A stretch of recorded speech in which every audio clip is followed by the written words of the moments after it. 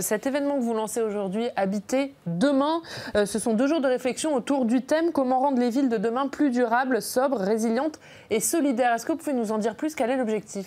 Aujourd'hui, moi, je pense qu'il y a quelque chose qui est face à nous, qui nous interroge et qui nous oblige. C'est la question de faire la ville. Qu'est-ce que ça veut dire faire la ville aujourd'hui?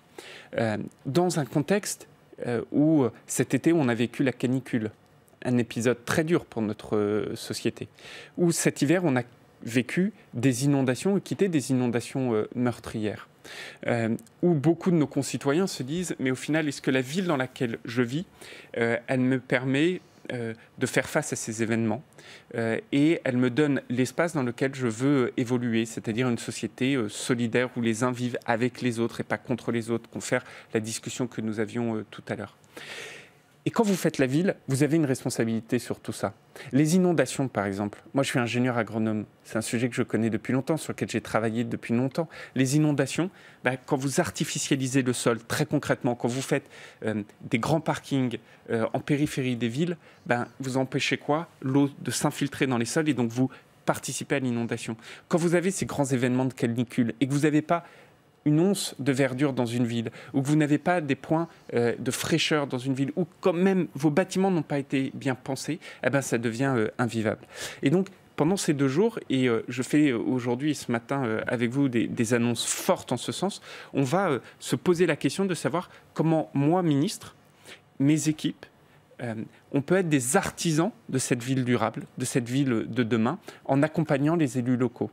Comment on peut faire en sorte, par exemple, que, vous savez, ce modèle de développement dans beaucoup de villes, pas partout, mais souvent, qui consiste à avoir cette grande zone pavillonnaire périphérique, avec ces grands supermarchés, avec toujours le plus XXL, en périphérie, et à l'intérieur de votre ville, un centre-ville qui meurt, avec des logements qui deviennent vacants, avec des commerces qui disparaissent, comment on peut faire pour lutter contre ça? Parce que moi, ce modèle-là... Alors concrètement, comment on fait?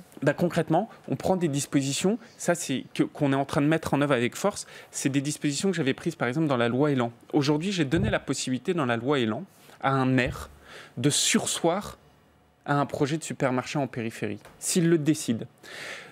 Depuis 2 ans, et vous m'avez souvent entendu le dire, je me bats pour rénover les centres-villes. Une grande opération qui s'appelle Cœur de Ville, qu'on a lancé 5 milliards d'euros et on a fait un décompte. On est déjà à plus d'1 milliard d'euros d'investis. J'ai créé un dispositif fiscal qui porte mon nom, qui vise à dire, moi j'arrête de faire de l'incitation à l'investissement locatif dans le neuf, dans ces zones-là, pour l'orienter vers la rénovation dans le centre-ville.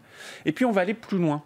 Aujourd'hui, on va annoncer par exemple que toutes ces initiatives, toute cette vision, on va les rassembler dans une association qui s'appelle France Ville Durable, qui va permettre de créer cette dynamique, de capitaliser sur tout ce qui existe.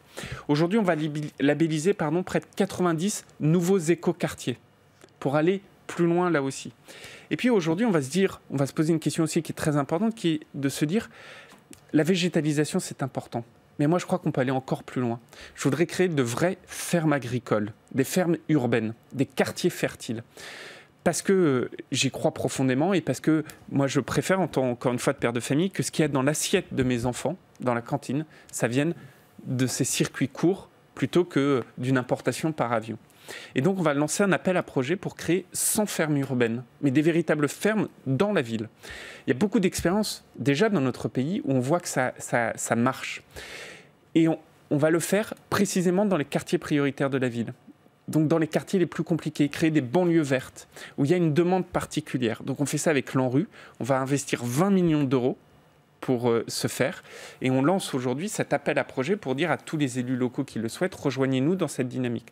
Moi, mon rôle, c'est d'être cet artisan de la ville durable en accompagnant les élus locaux pour ce faire. Et vous en avez déjà parlé avec les élus locaux ou la discussion s'engage aujourd'hui? Les concertations ont déjà été faites avec les élus locaux concernés? Alors, c'est un travail que moi, je porte depuis maintenant plus de 2 ans et demi, mais qu'aujourd'hui nous permet de donner une autre dimension parce qu'on a structuré ces différentes actions. On crée donc cette association France Ville Durable, on labellise de nouveaux écoquartiers, on revoit les écoquartiers pour qu'ils soient plus simples.